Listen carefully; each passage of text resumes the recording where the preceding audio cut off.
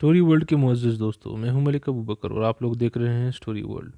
دوستوں، آج جو واقعہ ہم آپ کو سنانے جا رہے ہیں اس کا عنوان ہے درد بھری داستان۔ ویڈیو شروع کرنے سے پہلے نئے آنے والے دوستوں سے گزارش کی جاتی ہے کہ چینل کو سبسکرائب کریں اور بیل آئیکن کو پریس کریں اور ساتھ میں ویڈیو کو ضرور لائک کریں۔ میں ایک گھر کے قریب سے گزر رہا تھا کہ اچانک مجھے گھر کے اندر سے ایک 10 سالہ بچے کی رونے کی آواز آئی۔ آواز میں اتنا درد تھا کہ مجھے مجبوراً گھر میں داخل ہو کر معلوم کرنا پڑا کہ یہ 10 سالہ بچہ کیوں رو رہا ہے۔ اندر داخل ہو کر میں نے دیکھا کہ ماں اپنے بیٹے کو آہستہ سے مارتی اور بچے کے ساتھ خود بھی رونے لگتی ہے۔ میں نے آگے ہو کر پوچھا، بہن کیوں بچے کو مار رہی ہو جبکہ خود بھی روتی ہو؟ اس نے جواب دیا کہ بھائی، آپ کو تو معلوم ہے کہ اس کے والد اللہ کو پیارے ہو گئے ہیں اور ہم بہت غریب ہیں۔ میں لوگوں کے گھروں میں مزدوری کرتی ہوں اور اس کی پڑھائی کا مشکل سے خرچہ اٹھاتی ہوں۔ یہ کم بخت اسکول روزانہ دیر سے جاتا ہے اور روزانہ گھر دیر سے آتا ہے۔ جاتے ہوئے راستے میں کہیں کھیل کود میں لگ جاتا ہے اور پڑھائی کی طرف ذرا بھی توجہ نہیں دیتا، جس کی وجہ سے روزانہ اپنے اسکول کی وردی گندی کر لیتا ہے۔ میں نے بچے اور اس کی ماں کو تھوڑا سمجھایا اور چل دیا۔ ایک دن صبح سبزی منڈی کچھ سبزی وغیرہ لینے گیا تو اچانک میری نظر اس 10 سالہ بچے پر پڑی جو روزانہ گھر سے مار کھاتا تھا۔ کیا دیکھتا ہوں کہ وہ بچہ منڈی میں پھر رہا ہے اور جو دکاندار اپنی دکانوں کے لیے سبزی خرید کر اپنی بوریوں میں ڈالتے تو ان سے کوئی سبزی زمین پر گر جاتی اور وہ بچہ اسے فوراً اٹھا کر اپنی جولی میں ڈال لیتا۔ میں یہ ماجرا دیکھ کر پریشانی میں مبتلا ہو رہا تھا کہ چکر کیا ہے۔ میں اس بچے کو چوری چوری فالو کرنے لگا۔ جب اس کی جولی سبزی سے بھر گئی تو وہ سڑک کے کنارے بیٹھ کر اونچی اونچی آواز لگا کر اسے بیچنے لگا۔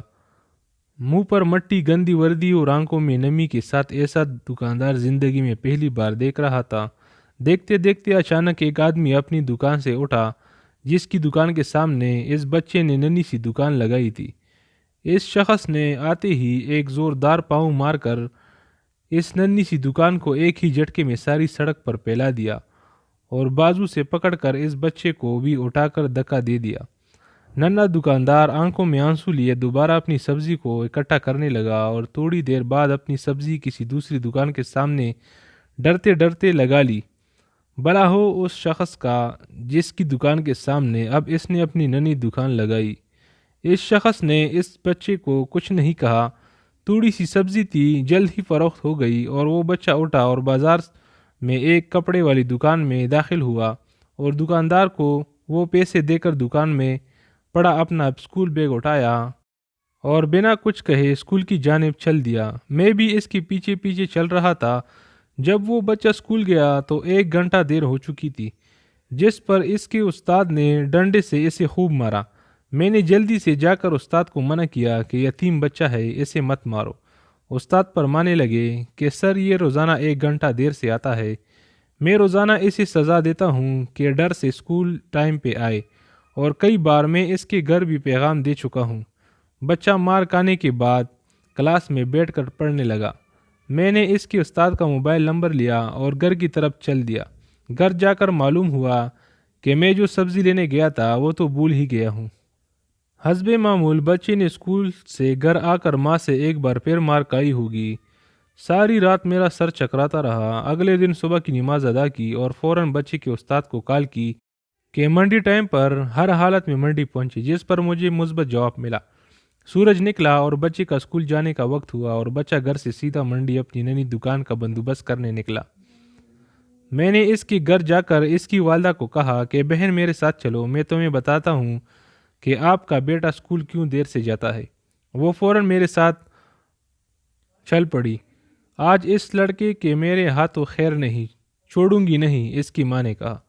منڈی میں لڑکے کا استاد بھی آ چکا تھا۔ ہم تینوں نے منڈی کی 3 مختلف جگہوں پر پوزیشن سنبھال لی اور ننھی دکان والے کو چھپ کر دیکھنے لگے۔ حسب معمول آج بھی اسے کافی لوگوں سے جھڑکیں لینی پڑی اور آخر کار وہ لڑکا اپنی سبزی فروخت کر کے کپڑے والی دکان کی طرف چل دیا۔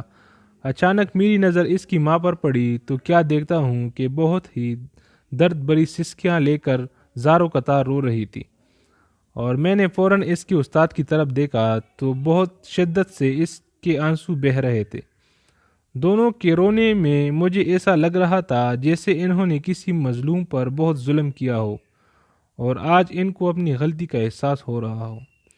اس کی ماں روتے روتے گھر چلی گئی اور استاد بھی سسکیاں لیتے ہوئے اسکول چلا گیا۔ حسب معمول بچے نے دکاندار کو پیسے دیے اور آج اس کو دکاندار نے ایک لیڈی سوٹ دیتے ہوئے کہا کہ بیٹا آج سوٹ کے سارے پیسے پورے ہو گئے ہیں، اپنا سوٹ لے لو۔ بچے نے اس سوٹ کو پکڑ کر اسکول بیگ میں رکھا اور اسکول چلا گیا۔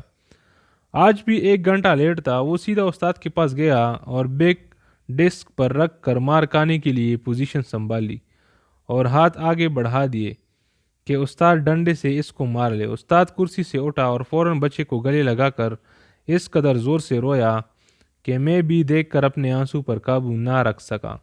میں نے اپنے آپ کو سنبھالا اور آگے بڑھ کر استاد کو چپ کرایا اور بچے سے پوچھا کہ یہ جو بیگ میں سوٹ ہے وہ کس کے لیے ہے؟ بچے نے جواب دیا کہ میری ماں امیر لوگوں کے گھروں میں مزدوری کرنے جاتی ہے اور اس کے کپڑے پٹے ہوئے ہوتے ہیں۔ اس کے پاس جسم کو مکمل ڈھانپنے والا کوئی سوٹ نہیں ہے، اس لیے میں نے اپنی ماں کے لیے یہ سوٹ خریدا ہے۔ یہ سوٹ اب گھر لے جا کر ماں کو دو گے؟